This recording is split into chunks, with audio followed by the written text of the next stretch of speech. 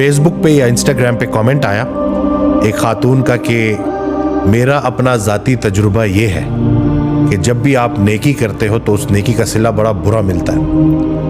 یہ ان کا کامنٹ تھا نا.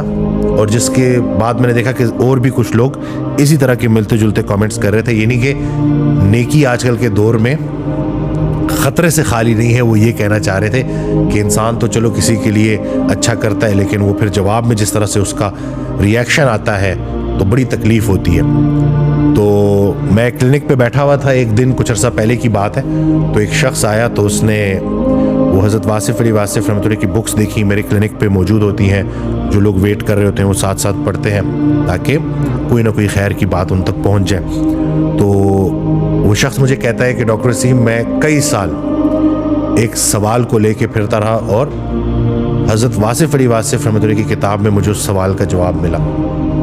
تو میں بڑا تھوڑا سا نا اٹینٹیو ہو گیا اور میں نے کہا کہ کیا ایسا سوال تھا جس کا آپ کو جواب ملا.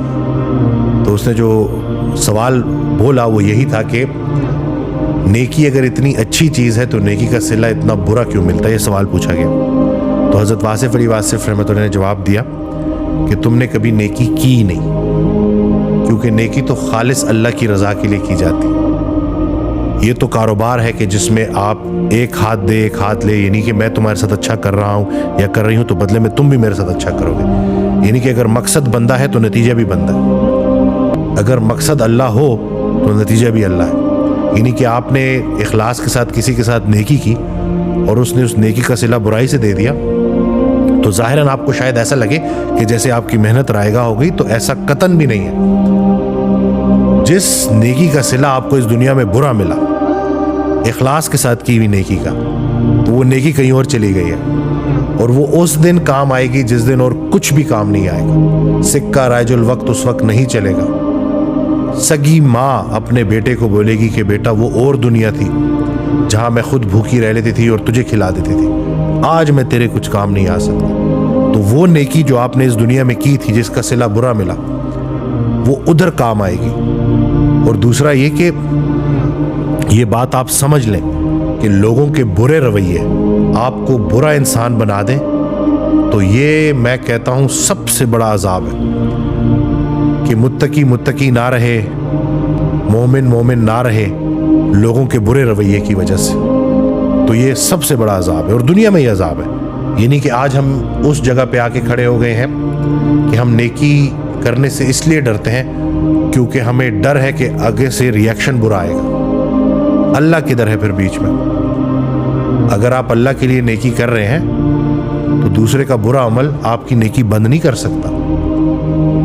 ہم یہاں کچھ عرصے کے مہمان ہیں, یہ بات بار بار یاد کرنی چاہیے.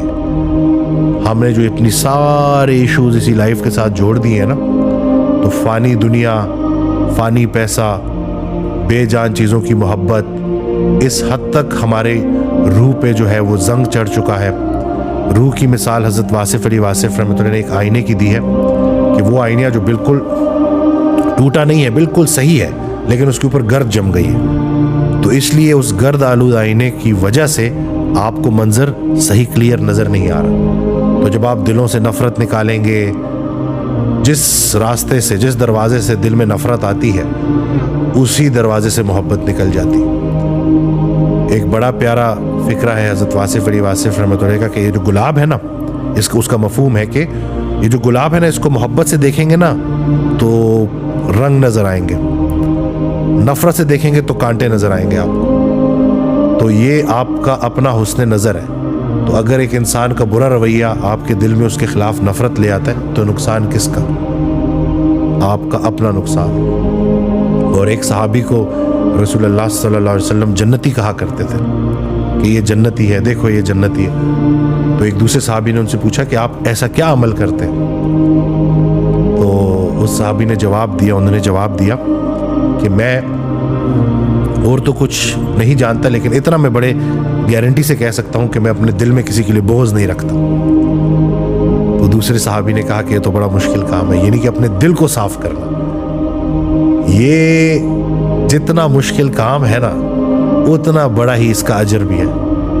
تو دل سے نفرت کو نکالیں, دل سے لوگوں کے برے رویوں کو نکالیں اور وہ ایک فکرہ ہے ان کا کہ حضرت واصف علی واصف رحمۃ اللہ کہ جہاں اللہ نے پابند کیا ہے وہاں آزاد نہیں ہونا، جہاں آزاد کیا ہے وہاں پابند نہیں ہونا۔ تو ہم یہ جو دوسروں کی تعریفوں کے پابند ہو جاتے ہیں، دوسروں کی برے رویے کی وجہ سے ہم غلط ہو جاتے ہیں، تو ان چیزوں سے نکلیں، پابندی صرف اللہ کی ہے، اور اللہ کے حکم کی پابندی کریں، زندگی میں کبھی نقصان نہیں اٹھائیں گے۔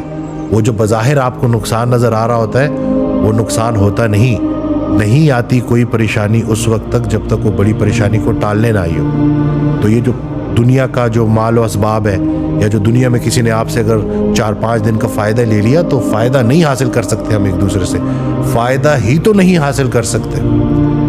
اسی چیز نے تو ہمیں دھوکے میں ڈالا ہوا ہے کہ کسی کے 2-4 پیسے اگر ہم نے لوٹ بھی لیے یا کسی کو اگر ہم نے نقصان پہنچا بھی دیا، تو اصل میں ہم اس کو نقصان نہیں پہنچا رہے، خود کو نقصان پہنچا رہے ہیں، کیونکہ ایک دن عدالت لگنی ہے اور اس دن سب کچھ سامنے آئے گا، اور اللہ ہمارے دلوں میں اٹھنے والے گمان سے بھی واقف ہے اور سب ریکارڈ ہو رہا ہے۔ تو اللہ پاک ہمیں عمل کرنے کی توفیق دے اللہ کی رضا کے لیے، لوگوں سے بے نیاز ہو جائیں۔ جی اللہ بے نیاز ہے نا، تو اللہ کے قریب ہوں گے تو پھر یہ لوگوں کے سخت رویے بھی آپ کے اوپر بھاری نہیں ہوں گے، آپ کو مشکل میں نہیں ڈالیں گے۔